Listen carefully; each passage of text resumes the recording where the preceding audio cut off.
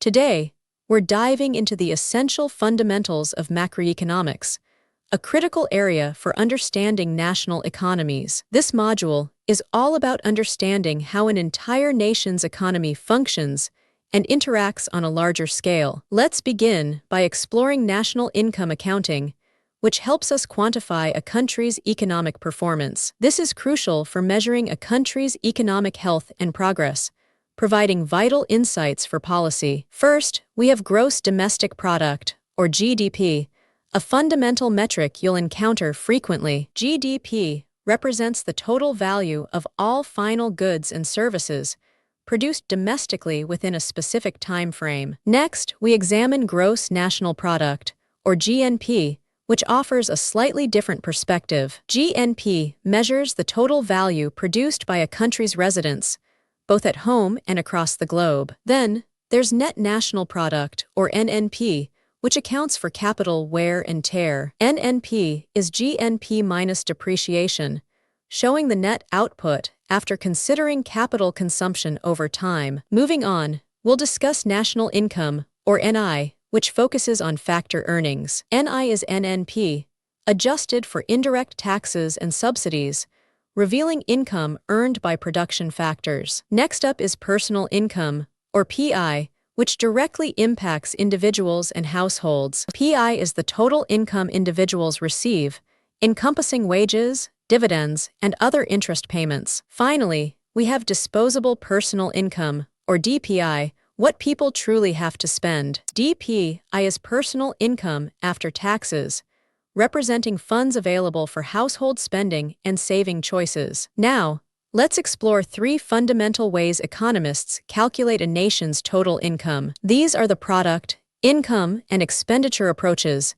each offering a unique perspective. First, the product method focuses on the value created by goods and services in the economy. It sums the market value of final goods, emphasizing value added at each stage to prevent double counting. Next, the income method calculates national income by summing all earnings from production factors. It adds up incomes like wages, rent, interest, and profits earned by factors of production. Lastly, the expenditure method measures national income by totaling all spending on final goods. This method sums consumption, investment, government spending, and net exports to measure total economic outlay. Let's explore the key elements that make up gross domestic product, a crucial measure of economic activity. We'll break down GDP using the expenditure approach, which shows how different sectors contribute to the economy. First up is consumption, or C, representing all the spending by households on goods and services. This includes the total value of everything households buy, from daily necessities to luxury items. Think about your spending on food, clothing, housing, healthcare, and education.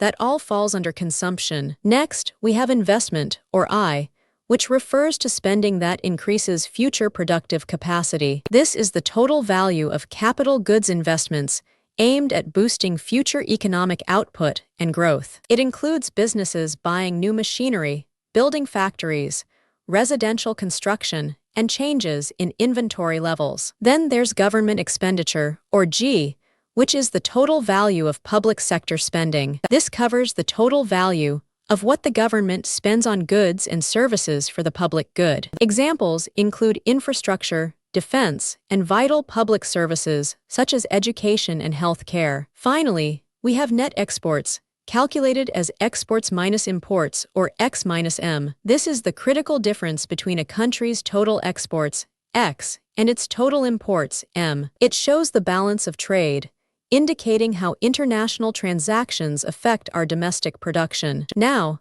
let's dive into understanding different GDP measures and how price levels influence our economic view. We'll learn how to adjust for inflation, which is crucial for revealing the true economic output. Let's look at the formula for calculating real GDP, which gives us an inflation-adjusted perspective. Real GDP equals nominal GDP divided by the GDP deflator, then multiplied by 100, adjusting for price changes. Here, real GDP represents the output adjusted for inflation, giving a clearer picture of growth. Nominal GDP, on the other hand, measures the output using current market prices. The GDP deflator is our price level index, used to gauge overall price changes in the economy. This calculation is essential for accurately measuring the true economic output over time. Real GDP removes price change effects, offering a clearer picture of actual production growth. This allows for meaningful comparisons of economic performance across various time periods, removing inflation's distortion. Next, let's examine the GDP deflator formula, which helps us understand price level changes. The GDP deflator equals nominal GDP divided by real GDP, then multiplied by 100. The GDP deflator is a key measure of the overall price level within the economy. Remember, nominal GDP consistently reflects the total output valued at current market prices. Real GDP, in this context, represents output valued at constant base year prices. This formula is crucial for accurately gauging overall price changes across the entire economy. The GDP deflator tells us the average price level for all domestically produced final goods and services. It serves as a broad and comprehensive measure of inflation for the entire economic landscape. Now, let's consider some limitations of GDP as a sole measure of economic well-being. It's important to understand what national income accounting, and thus GDP, sometimes misses. First, GDP doesn't capture non-market transactions, activities outside formal economic exchanges. This includes valuable activities like household work or volunteer services, which aren't formally traded. Another limitation is that GDP doesn't reflect income inequality, an important societal factor. High GDP can hide vast income disparities, meaning it doesn't always reflect overall societal well-being. GDP also overlooks the impact of environmental degradation, a significant potential cost of economic growth. Growth might come at the expense of the environment, as negative impacts are not subtracted from GDP. Finally, GDP doesn't directly measure the broader quality of life and well-being for citizens. It doesn't capture crucial factors like leisure time, happiness, or access to quality health care and education. Let's delve into the Salo-Swan model of economic growth, a foundational concept in macroeconomics. This model helps us understand how capital and technology significantly influence the output produced per worker. Here, we introduce the core of this model, the Salo equation, which is crucial for our analysis. This formula, Y over L equals a times F of K over L, shows output per worker driven by technology and capital per worker. In our formula, Y represents the total output, or the total goods and services produced in an economy. L stands for the total labor input, meaning the number of workers or hours worked in the economy. K denotes the total capital input, encompassing all the machinery, buildings, and infrastructure available. A is total factor productivity, which essentially captures the level of technology and efficiency in production. The term F of represents the production function, illustrating how inputs are transformed into output. This equation helps us specifically explain and analyze the crucial concept of output produced per worker. The Salo-Swan model highlights how capital accumulation, labor growth, and technology are key drivers of economic expansion. It predicts a steady state where output per worker grows steadily, primarily driven by long-run technological progress. Now, let's explore the economy and its dynamic nature, which is constantly in motion. It's crucial to understand the different stages of the business cycle, as they impact all economic activities. First, expansion is a period of strong economic growth, marked by rising GDP, employment, and income. The peak is the highest point of economic activity, just before the economy starts to slow down. Then comes contraction, where economic activity declines, GDP falls, and unemployment unfortunately increases. The trough is the lowest point of economic activity, signaling the end of a recessionary period. Finally, recovery is the phase where the economy begins to rebound, moving forward from the trough. Let's now tackle a critical topic: understanding inflation and its various forms. We will examine the different forces that drive price increases, which can significantly affect purchasing power. One major type is demand pull inflation, occurring when demand outstrips supply. This happens when the total demand for goods and services significantly exceeds the available supply in the market. It often results from too much money in circulation or increased spending by consumers and the government. Another type is cost-push inflation, driven by rising production expenses. This arises when production costs increase, causing businesses to produce less and reducing overall supply. Causes include higher raw material prices, increased wages, or disruptions within the supply chain. Lastly, we have built-in inflation, which is driven by expectations, also called wage price inflation.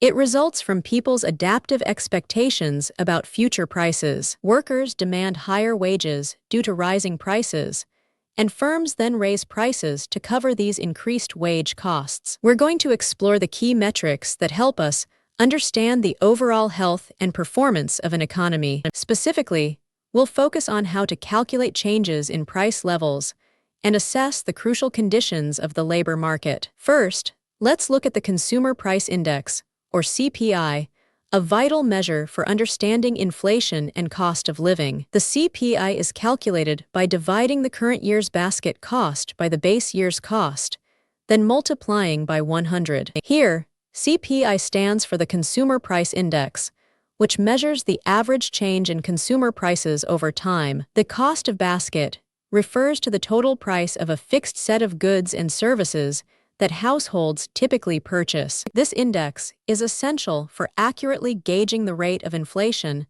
that households experience in their daily expenditures. CPI tracks the weighted average of prices paid by urban consumers for a representative basket of everyday goods and services. This metric is widely used to assess the cost of living and how it changes, impacting consumer purchasing power over time. Next, we will examine the unemployment rate, a key indicator for understanding the health of the labor market. The unemployment rate divides unemployed persons by the total labor force, then multiplies by 100 to get a percentage. Unemployed persons refers to individuals who are currently without jobs, but are actively and diligently seeking employment. The total labor force comprises all individuals who are either employed or actively seeking work, including the unemployed. This rate is crucial for assessing the overall health and vitality of a nation's labor market and economic conditions. Essentially,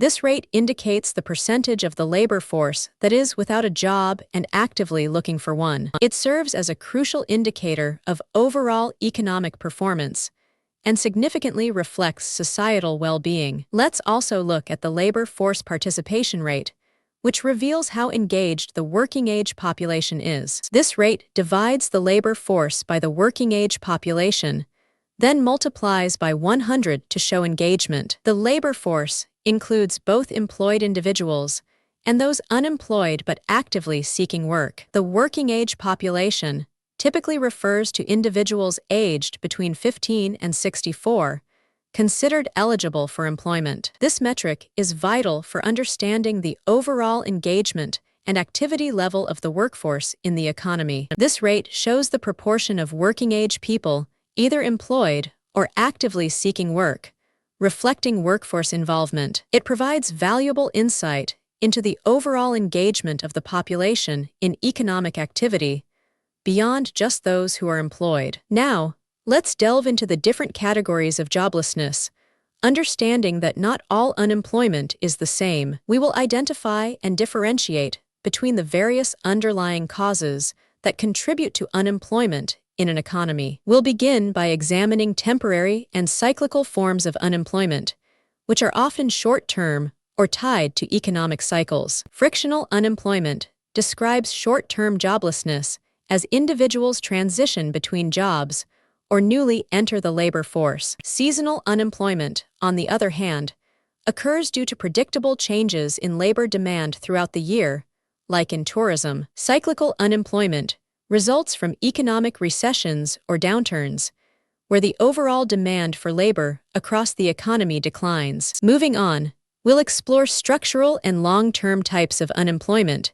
which often require more significant adjustments. Structural unemployment is long-term joblessness caused by a mismatch between available worker skills and employer requirements in the market. This type of unemployment often arises from significant technological advancements, major industry shifts, or the effects of globalization. Addressing structural unemployment typically requires substantial retraining or education to bridge the skills gap for affected workers. Today, we'll compare two powerful forces in macroeconomic management: government and central bank intervention. These are the two primary tools used to influence and manage the overall health and stability of an economy. First, let's understand fiscal policy, which is a powerful tool directly managed by the government. Fiscal policy is managed by the government, strategically using public spending and taxation to directly influence the economy. Its implementation is often slower due to the political processes involved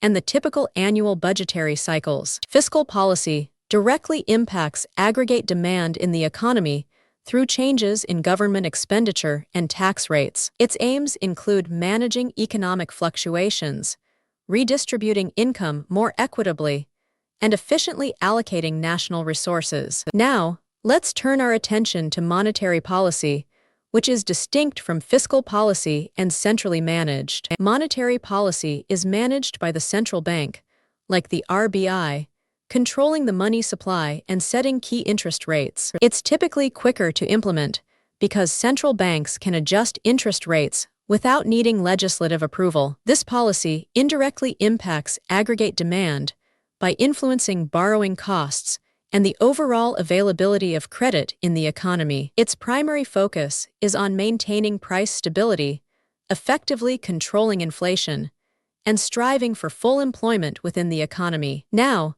let's turn our attention to the crucial role the government plays in shaping macroeconomic outcomes. Government decisions are always made in response to, or with an eye on, current economic conditions and challenges. These conditions then inform the government's policy decisions, which are designed to influence the economy. One key tool is government spending, where public funds are injected into various sectors of the economy. Another vital lever is taxation, which affects disposable income and business investment decisions. These actions can lead to public debt, representing the cumulative borrowing by the government over time. Ultimately, all these government actions contribute to the overall economic outcome, impacting everyone. Let's consolidate our learning with a quick summary of the key concepts we've explored today. These are the essential takeaways that will solidify your understanding of macroeconomics for future projects. Remember,